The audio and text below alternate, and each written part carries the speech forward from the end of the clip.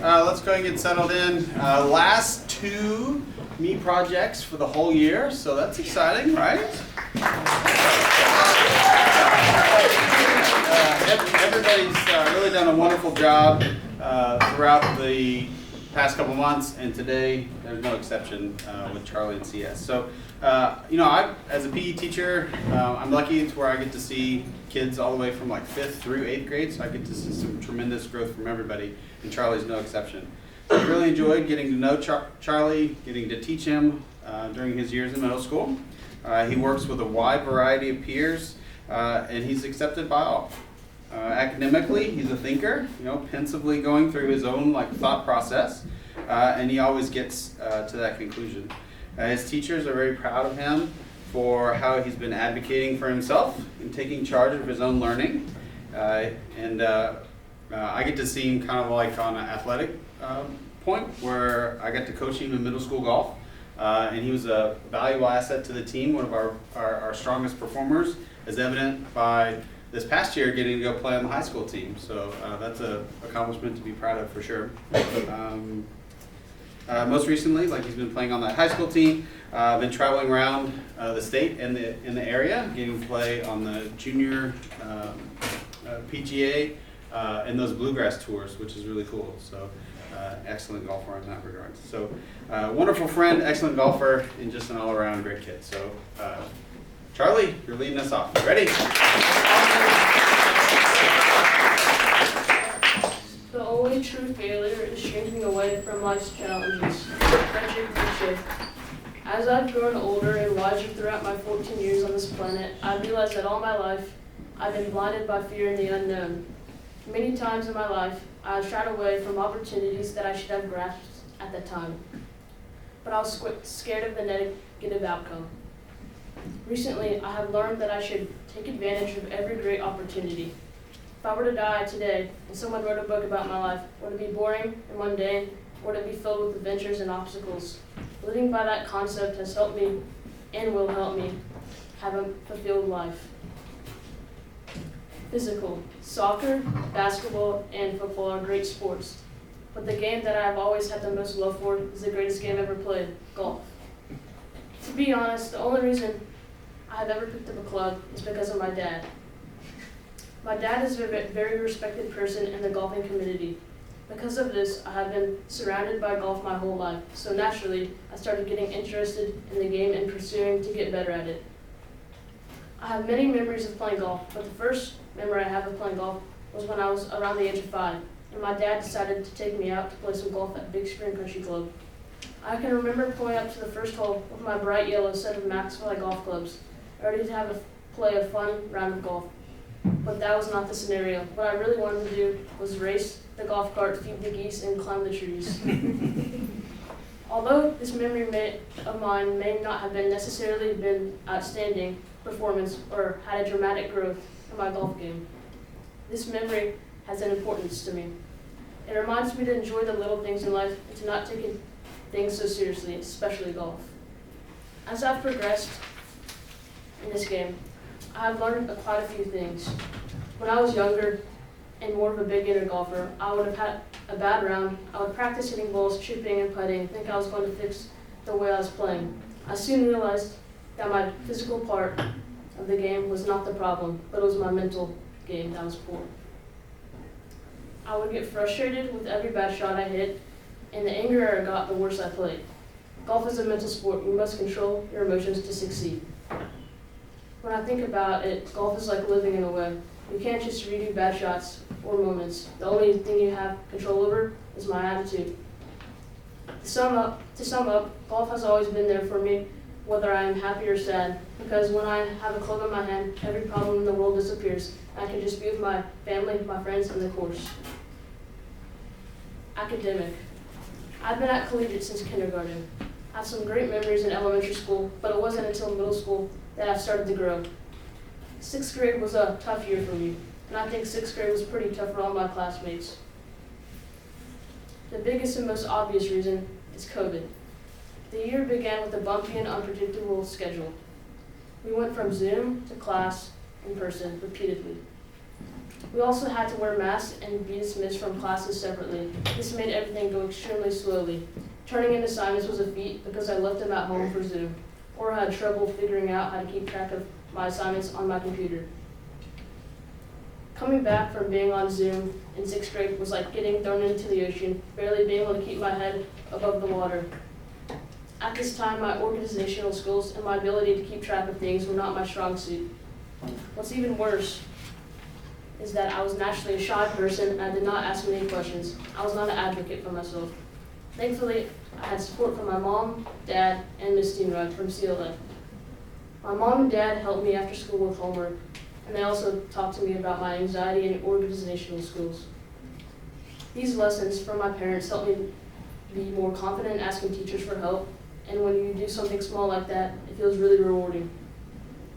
I didn't want to do it. I would think of a negative outcome, but when I just asked for help without looking back, I found out that none of the bad things I feared in my head happened. Miss Steenrod mainly helped me with my organizational skills. She had a format of writing down everything I needed to get done, how long it would take, and how and when I would remind myself to complete a task. Thanks to my mom, my dad, and Miss Steenrod, I finished 6th grade strong. In 7th grade, I had Miss Lurley as my advisor. Miss Lurley really sparked my interest in history. I feel that learning about what society went through to get us to where we are today is extremely fascinating, and I have a great deal of respect for those people whose hardships help future generations. With all the great teachers I had in 7th grade, I started enjoying my time at school. This made me more motivated to keep track of my things and stay organized. The summer going into 8th grade, I made a goal that I would advocate for myself and ask for help whenever I needed it. This was my goal because when you have problems or something you want to get out of the way, you can help yourself the only thing you can do to help yourself is tell someone you trust. In 6th grade, I did not have the guts to do this, but now I realize that my state of mind was just negative. I have learned that thinking positively about yourself and not thinking about the negative outcome is the best way to conquer anything. If I just think positively and there's nothing for me to fear. Now that I am in 8th grade, I have become far more organized. Most importantly, I've learned to never be afraid to ask for help. Inner self. Church has always been a big part of my life. Through my busy schedule, I always try to find time for God. About a month ago, I got confirmed at Second Presbyterian Church. Getting confirmed means that you become a member of the church, but it's also a statement that I have made a commitment of faith to God and Christianity. Many things go into getting confirmed, such as service hours, retreats, confirmation meetings, and more. During this process, I've gotten closer to people who were also going through confirmation, such as Scott, Jack, and Wilson. Through volunteering, I have come to appreciate everything I have. I volunteered at the Ronald McDonald House with my friend Sullivan. This is where you cook for very sick kids. When I saw how sick the kids were, I started to feel empathy for them. And when I do give to others in need, it makes me feel better than receiving a gift. In January of this year, I went on a skiing trip with many people from church. Before this trip happened, I was anxious because I was afraid if something bad would happen. My mom has always been a supporter of mine, and she pushed me to go on a trip. And to have trust in God. By the end of the skiing trip, 2 things happened. All my anxiety and fear of the negative outcome went away, and I also grew closer to God. With the help of my mentor and peers, love your neighbor as yourself, Luke 10:27. I have learned through confirmation in church that God encourages self-love so I can care for those in need as if they were me. Social. I would not say I have a very big group of close friends. I like it this way though. Me having a smaller group of friends, I find it easier to bond and connect to them. Earlier in my middle school career, I was not very good at choosing who I was friends with. I would soon find myself in trouble or in a great amount of drama. I have learned that it doesn't matter how cool you are or what your social status is. What really matters is finding the right people to surround yourself with, the people that lift you up in times of trouble. This leads to my family. Family is everything to me. Without my family, I would have nothing. Although sometimes I might get annoyed with my parents always nagging me at times, I know over time this will build me into a more responsible and strong man. Whatever I go on to do in my life, I know my family will always be my biggest supporter. Friends are nice to have, but they are not permanent. But one thing is for sure, whether people like it or not, family is permanent. Dedications. Parents. Family comes first in everything in my life. I cannot ask for better parents. Mom, I thank you for pushing me to overcome any fear I have. You can always cheer me up, and I truly appreciate all the hours you have put forth toward me and Chloe. Dad, on and off the course, I've always looked up to you.